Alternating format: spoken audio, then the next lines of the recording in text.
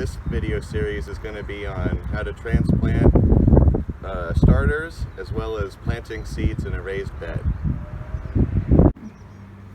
So when transplanting a starter plant, you first want to remove the plant from the plastic container it's in.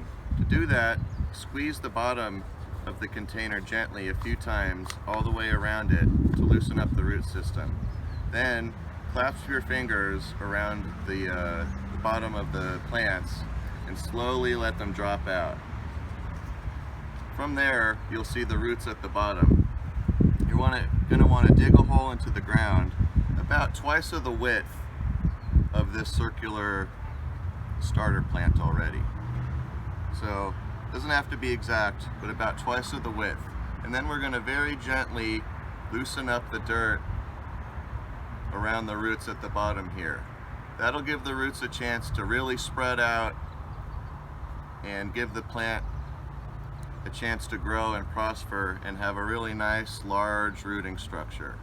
We're just going to loosen that up very gently.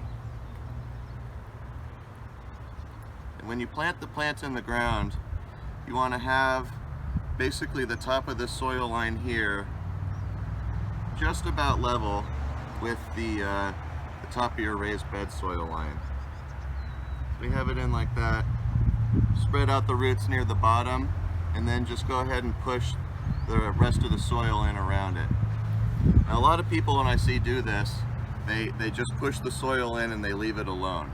You really want to then go in with your hands carefully but firmly press down the soil in there so it gives the two soil mediums a chance to really converge.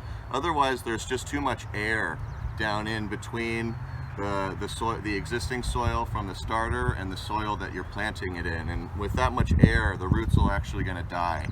So if you really press it in there and make the two merge, we're going to give the plant a great head start in rooting and development.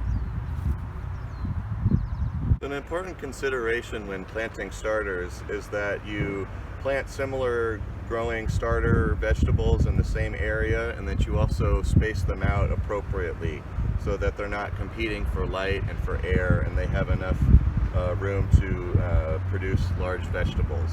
So we went ahead and spaced. We have some zucchini and some squash here that have similar growth patterns. We're going to space those about a foot and a half apart. And then laterally to the side, we have other vegetables here. We've got some eggplants that are going to be spaced out accordingly. We have two kinds of tomatoes tomatoes generally need a cage around them. So when we plant these, we're going to put a cage around and give them enough room to spread out. And then we have some peppers there at the end that don't need quite as much room as the tomatoes. So we might move those a little bit farther back to give these tomatoes a little bit more space to grow out.